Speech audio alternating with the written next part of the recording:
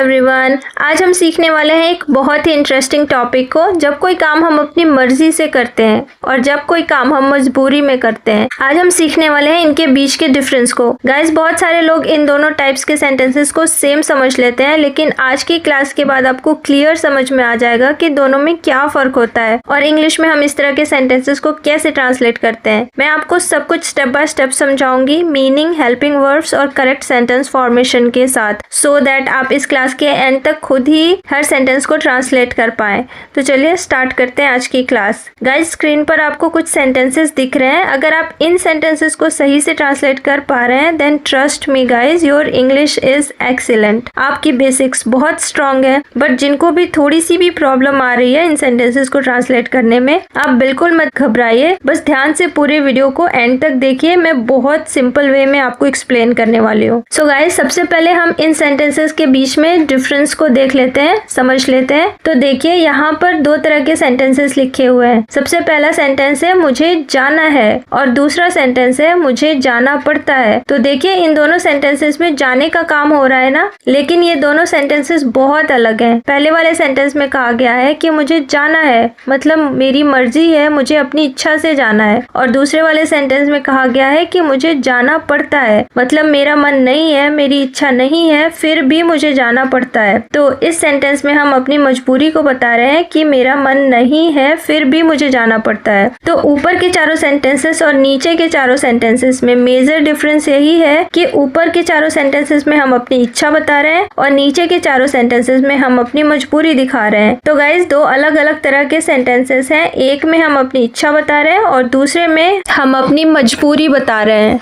तो इन सभी सेंटेंसेस को हम क्लास के एंड में ट्रांसलेट करेंगे। सबसे पहले मैं आपको पूरा कॉन्सेप्ट बताऊंगी कि कहाँ पर कौन से हेल्पिंग वर्ब का यूज करना है। ठीक है, चलिए सबसे पहले समझ लेते हैं is to, am to, are to को। गाइस, जिस तरह से हम प्रेजेंट में इज, एम, आर का यूज करते हैं, ठीक उसी तरह से हम इज टू, एम टू और आर टू का यूज प्रेजेंट में करेंगे। इन तीनों का मतलब होता है हिंदी में करना है। देखिए, यहाँ पर नीचे एक लाइन लिखा हुआ है, जब कोई काम अपनी इच्छा से करना है। मतलब इनका यूज हम तब करेंगे जब कोई काम हमें अपनी इच्छा से करना है। जैसे कि मुझे सोना है, मुझे खाना है, मुझे लिखना है, मुझे पढ़ना है, मुझे खेलना है। तो जब हम कोई काम अपनी मर्जी से कर रहे हैं, तब हम यूज करते हैं प्रेजेंट में इज टू, एम टू और आर टू का। अब चलिए देखते हैं कि इनका यूज करके सेंटेंस कैसे फ्रेम करना है। तो इसका स्ट्रक्चर कुछ ऐसा है। सबसे पहले हम लिखेंगे सब्जेक्ट, फिर हेल्पिंग वर्ब। गाइस, यहाँ पर हेल्पिंग वर्ब क्या है? इज टू,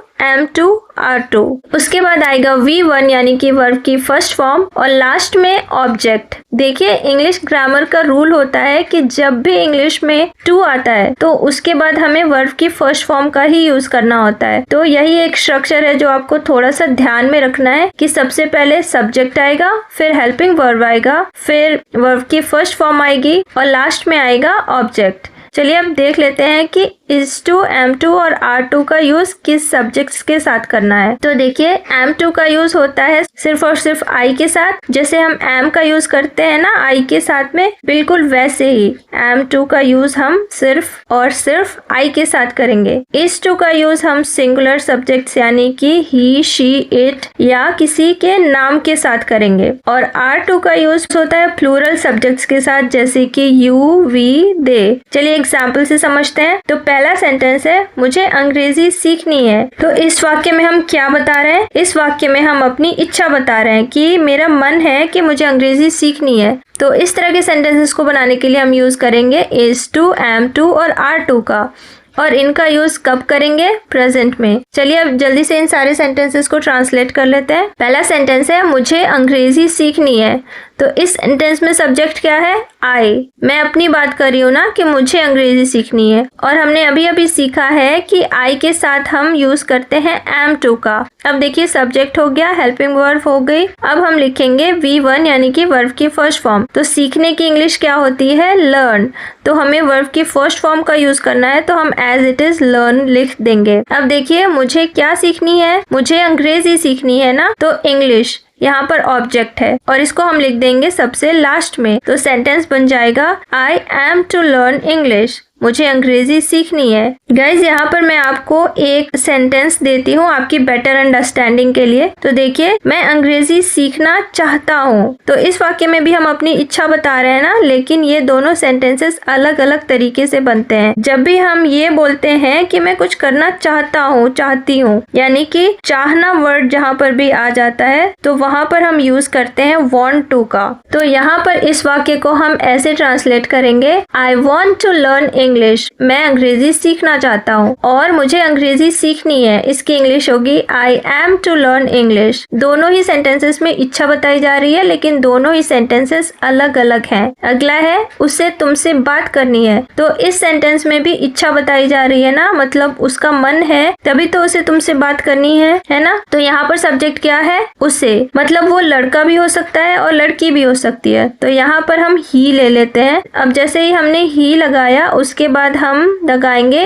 is to, क्योंकि ही के साथ में हम यूज करते हैं is to का।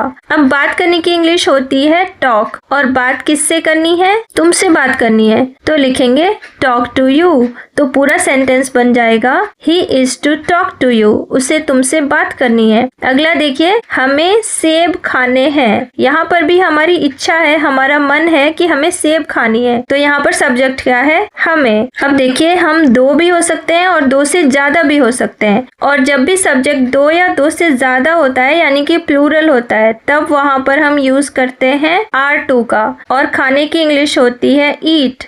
और क्या खाना है? सेब। तो सेब की इंग्लिश सबसे लास्ट में लिख देंगे एप्पल। तो हमारा सेंटेंस बन गया We are to eat apples। हमें सेब खाने हैं। We are to eat apples। अब लास्ट सेंटेंस देखिए, नेहा को चॉकलेट खानी है। तो यहाँ पर सब्जेक्ट क्या है? नेहा। तो जब भी सब्जेक्ट कोई एक होता है, चाहे एक व्यक्ति हो या एक वस्तु हो, तो वहाँ पर हम यूज करते हैं is to का। तो नेहा is to, खाने की इंग्लिश होती है eat, और क्या खाना है? चॉकलेट। तो Neha is to eat chocolate. Neha को चॉकलेट खानी है।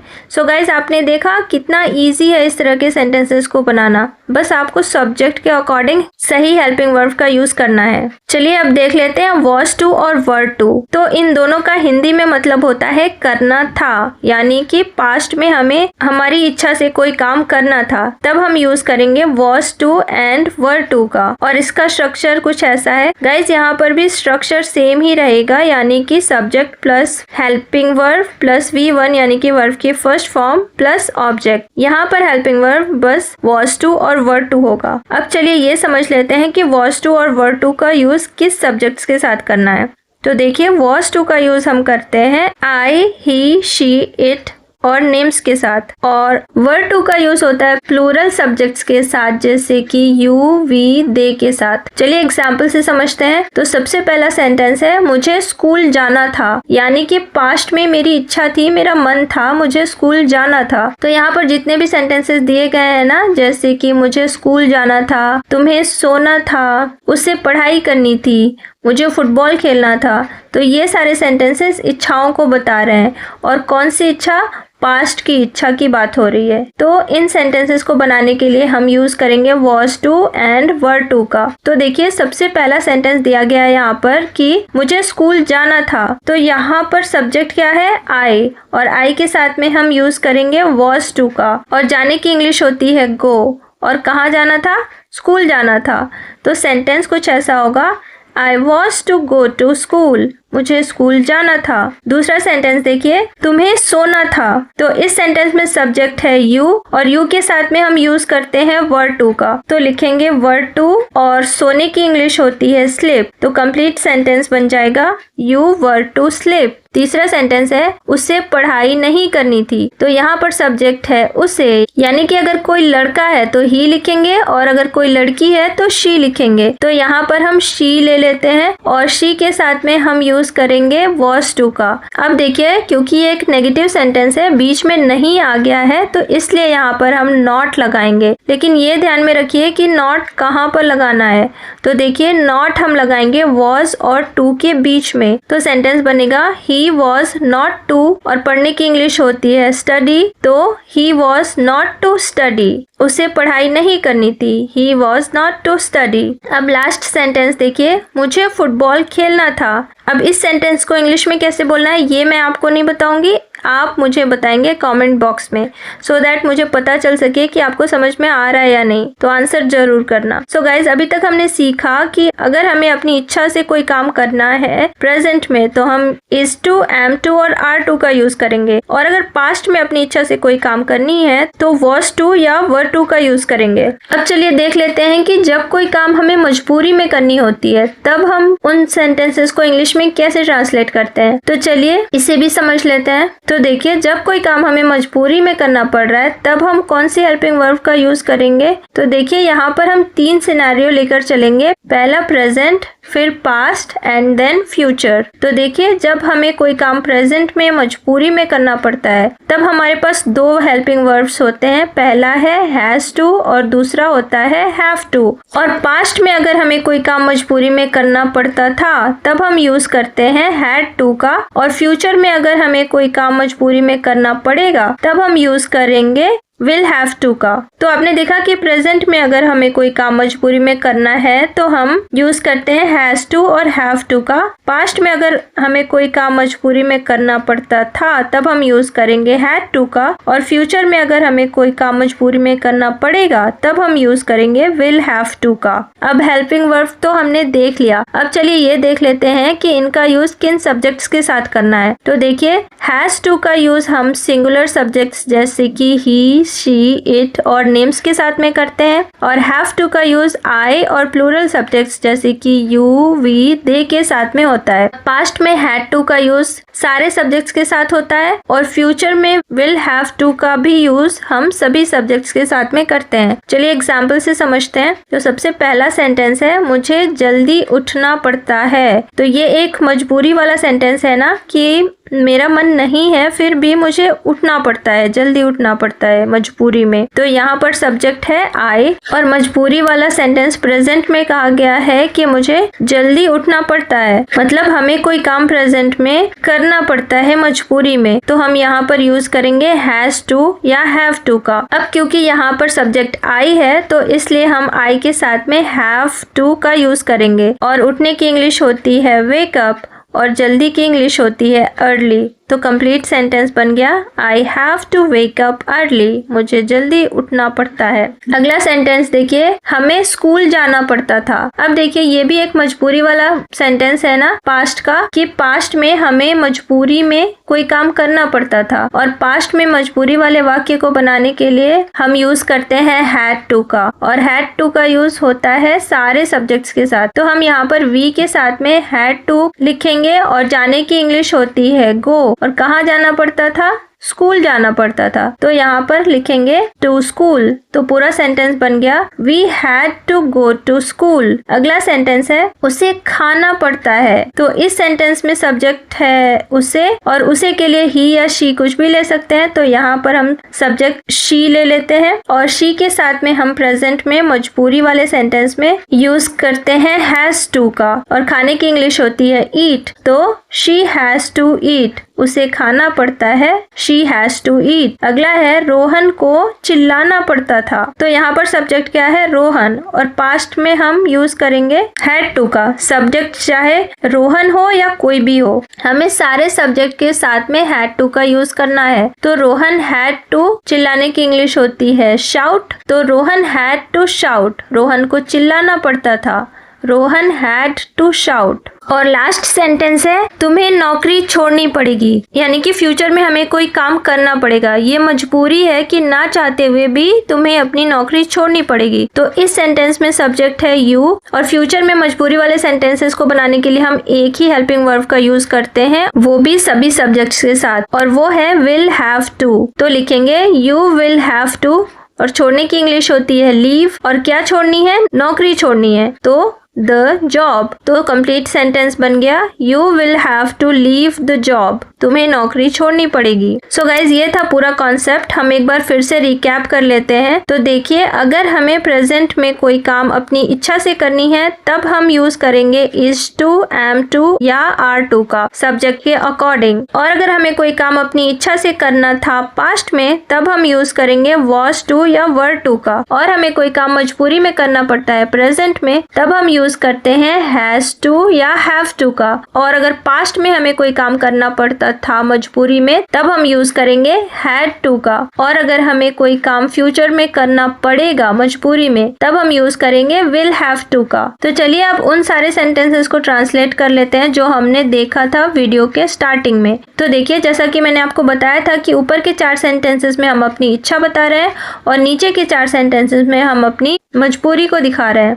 और इच्छा और मजबूरी वाले सेंटेंसेस में हम कब कौन सा हेल्पिंग वर्ब का यूज करेंगे, किस सब्जेक्ट्स के साथ में, प्रेजेंट में, पास्ट में और फ्यूचर में, हमने ये सब कुछ अच्छे से डिटेल में समझ लिया है। तो चलिए अब जल्दी से इन सारे सेंटेंसेस को ट्रांसलेट कर लेते हैं। तो पहला सेंटेंस है मुझे जाना है। तो इसकी इंग्लिश हो जाएगी I am to go. Subject यहाँ पर आई है और आई के साथ में प्रेजेंट में यूज होता है एम टू का और जाने की इंग्लिश होती है गो।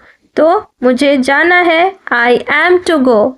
दूसरा सेंटेंस है हमें खाना है। तो इसको इंग्लिश में ऐसे बोलेंगे we are to eat. Subject we है और वी के साथ में प्रेजेंट में यूज होता है आर टू का और खाने की इंग्लिश होती है ईट। नेक्स्ट सेंटेंस है उसे पढ़ना था। तो इसकी इंग्लिश हो जाएगी she was to study. Subject she है, शी के साथ में पास्ट में वॉज टू का यूज करते हैं और पढ़ने की इंग्लिश होती है स्टडी। तो शी वॉज टू स्टडी। और लास्ट सेंटेंस है रोहन को सवाल पूछना था। तो इसकी इंग्लिश हो जाएगी Rohan was to ask a question. तो यहाँ पर सब्जेक्ट क्या है, रोहन, यानी कि सब्जेक्ट यहाँ पर सिंगुलर है और जब भी पास्ट में सब्जेक्ट सिंगुलर होता है तो हम यूज करते हैं वॉज टू का और पूछने की इंग्लिश होती है आस्क। तो पूरा सेंटेंस बन गया Rohan was to ask a question. तो ऊपर के 4 सेंटेंसेस जो कि इच्छा वाले थे वो तो हमने बना लिए। अब चलिए नीचे के 4 मजबूरी वाले सेंटेंसेस भी बना लेते हैं। तो पहला सेंटेंस है मुझे जाना पड़ता है, यानी कि प्रेजेंट में मजबूरी बताई जा रही है। तो इसकी इंग्लिश हो जाएगी I have to go. Subject I है और आई के साथ में यूज करेंगे हैव टू का। जाने की इंग्लिश होती है गो। तो